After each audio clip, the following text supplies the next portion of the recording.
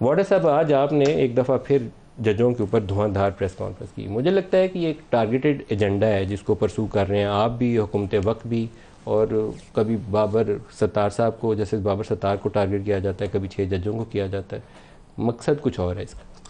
बहुत शुक्रिया मलिक साहब। देखिए मलिक साहब, ये तो क्योंकि आप हमारे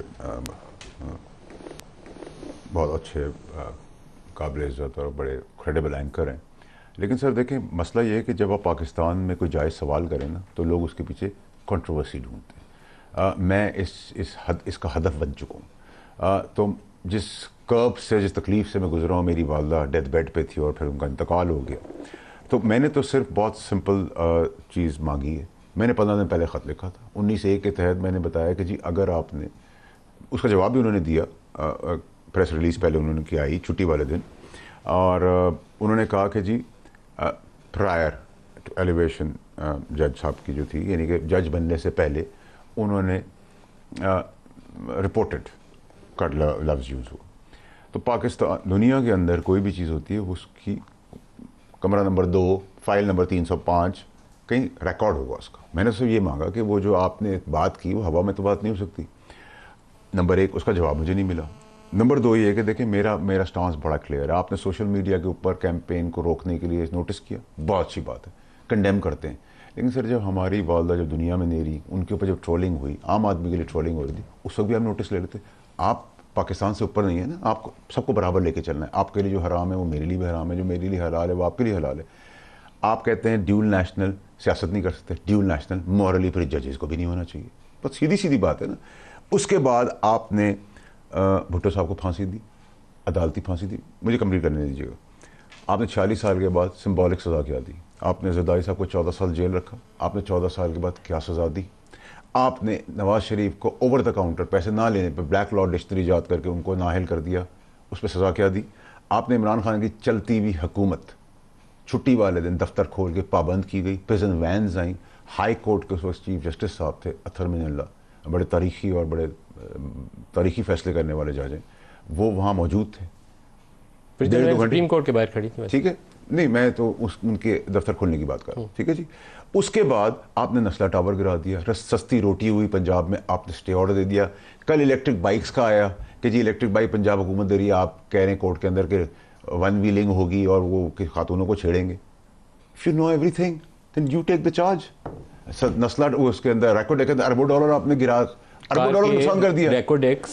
स्टील मिल, ठीक है, स्टे ऑर्डर 2700 अरब आपने लेने हैं। ये वो एरियाज हैं जजेस को नहीं जाना चाहिए। ठीक है, बट जा रहे हैं ना, तो उसको 141 पे हैं आप सर, हमने रिवर्स गियर लगाया, मतलब 300-400 पे आप पहुंच जाएंगे। अच्छा, नंबर 2, आपने कहा इंटेलिजेंस इदारे हमारी मुदाखलत करें। 1 साल बाद आपको क्यों याद है, छोड़ दें इसको।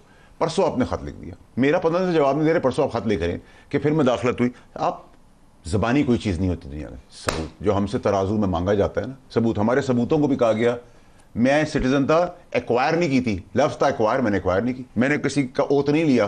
लेकिन नादरा के डॉक्यूमेंट्स भी थे, 2 दफ़ा सजा दी गई, मुझे ट्रायल की भी इजाज़त नहीं दी गई, क्योंकि अथर मिल्ला साहब बहुत बेबाक, बहुत ज़बरदस्त सख्त जज हैं। तो as chief justice high court, वो इतनी बड़ी चीज़ तो मिसलीड नहीं हो सकते ना, छोड़ दें, रिकॉर्ड होगा। और अगर रिकॉर्ड है तो ख़त्म करें इस कंट्रोवर्सी को, नहीं है तो फिर तो ट्रबल है दोनों के लिए। हम अल्लाह की मेहरबानी से, हम लेजिस्लेटर्स हैं, हम कानून बनाएंगे, हम तशरीह करेंगे, हम उसको इम्प्लीमेंट कराएंगे, कोई और नहीं बताएगा हमें। नंबर 1, अब आपने काजी फाइज़ साहब ने नाअहली नवाज शरीफ साहब की थी, क्योंकि असम्बली से कानून आया था, नाअहली का टाइम गुजर भी गया, फिर भी नाअहली ख़त्म हो गई क्योंकि कानून बना दिया। कानून, ये हमारी कमज़ोरी है। तलाल के ऊपर कोई काम मसला आता है तो हम कहेंगे तलाल नून लीग का है, इसलिए इसको जाने दो। अब नहीं होगा, अब तलाल के साथ कुछ होगा, मुखालिफ भी मेरे साथ सियासत में होगा, मैं खड़ा हूँगा। इसके साथ पीटीआई के साथ होगा, मैं खड़ा हूँगा। एमक्यू के साथ होगा, मैं खड़ा हूँगा। बिलावल साहब के साथ करा होगा, पीपल्स पार्टी के साथ होगा, मैं खड़ा हूँगा। अब पेटी बंद भाइयों की बात आ गई है ना सर, हम गैंगस्टर नहीं हैं, हम गैंग करके नहीं चल रहे, हम सिर्फ खड़े हैं कि आज अगर हमारा अदालती निज़ाम से तकिया ख़त्म हो गया, हमारे बच्चे इस मुल्क में नहीं रहेंगे। आप अपना पहले जजा सजा का निज़ाम ठीक कर ले, फिर दूसरों को। राजा साहब से इन्होंने बड़ा अच्छा पॉइंट, लोअर जुडिशरी का भी तो खत चला है, उनके साथ क्या हो रहा है, उसकी सुनवाई कौन करेगा? वो भी अंडर थ्रेट है। राजा साहब, ये जो कौन काम करवा रहा है, कौन के हवाले से शिकायत है। Welcome back. वाडा साहब, कल सुबह इमरान खान और सुप्रीम कोर्ट का केस नैब तरमीम वाला पेशी होगी वीडियो लिंक पे? देखिए मेरे साहब जितनी मेरी अंडरस्टैंडिंग एनालिसिस है उसके हिसाब से देखिए वो एक्यूज्ड हैं, कन्विक्टेड भी हैं, लिंक पे तो वो आएंगे, बट लिंक पब्लिकली टेलीकास्ट नहीं हो सकता ना। पिछला पूरा उनका कार्रवाई लाइव जा रही है वीडियो लिंक के ऊपर, तो आप ब्लॉक करेंगे कि इमरान आ गया? नहीं मैं तो नहीं, मेरा तरजीह है आप लाइव जानी चाहिए।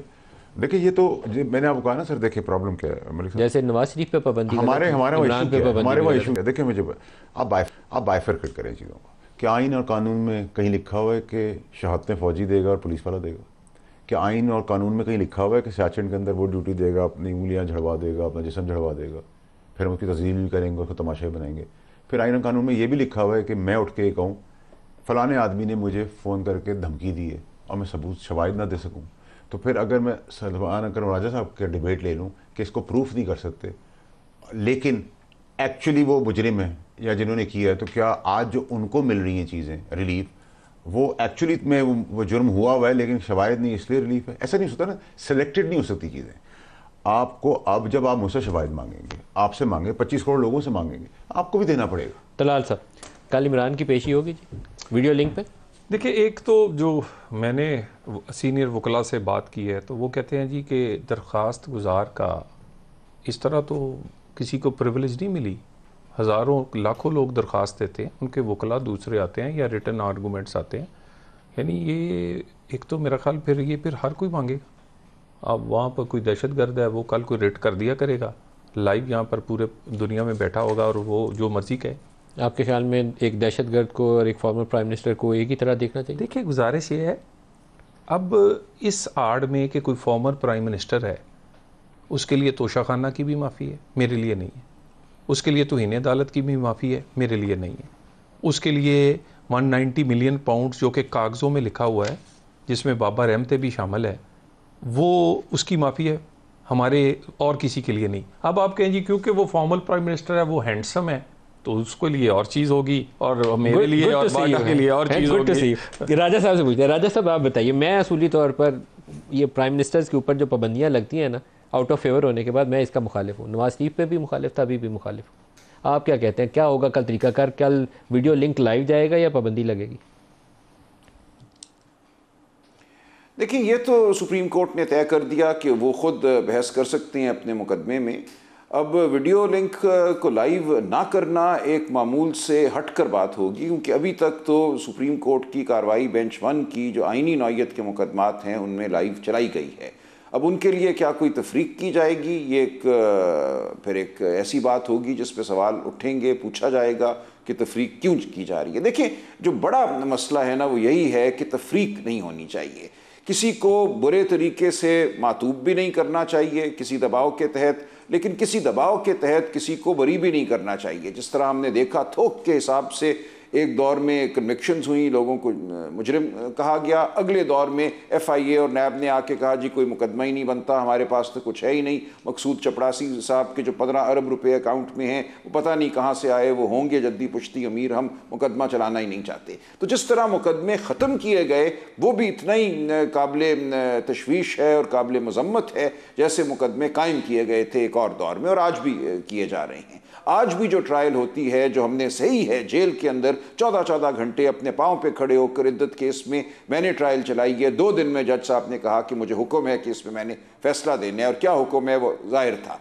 1 हफ्ते में 3 कन्विक्शंस हुई, 3 मुख्तलिफ जज साहिबान ने 12-14 घंटे ट्रायल की जेल के अंदर और कन्विक्शंस थी। ये पूरा निज़ाम जो है जबर के ताबे है। अब आप कहें कि सबूत लाओ, गवाही पेश करो, उंगलियों के निशान साबित करो, तो ये नहीं हो सकता ये मामला। और कोई कह भी नहीं रहा कि हमने किसी को सजा दिलवानी है, कोई नहीं है 6 जज साहिबान में से कह रहा कि फलां शख्स को बुलाओ और उसको सजा दो। मेरे पास वो ये निकल गया, लेकिन इस टॉपिक को हम कंटिन्यू करेंगे। राजा, हम इसका मुकाबला राजा साहब, फैसल वाडा साहब और तलाब, सबका बहुत शुक्रिया। आज के लिए इतना इजाज़त दीजिए। अल्लाह हाफिज़।